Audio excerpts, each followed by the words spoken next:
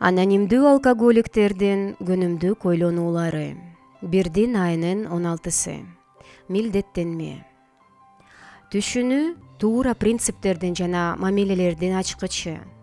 Ал эми туура иш-аракеттер бактылуу жашоого. Менин айыгуу программамдын бир учуру келди. Анда тынчтык тиленүүсүнүн 3 пункту айырмачылыкты билүү үчүн акылмандык менин оюмда түбөлүккө сакталып калган. Мындан ары мен ар бир сөзүм, аракетим же оюм программанын принциптерине ылайлык келер-келбесин түшүнүшүм керек.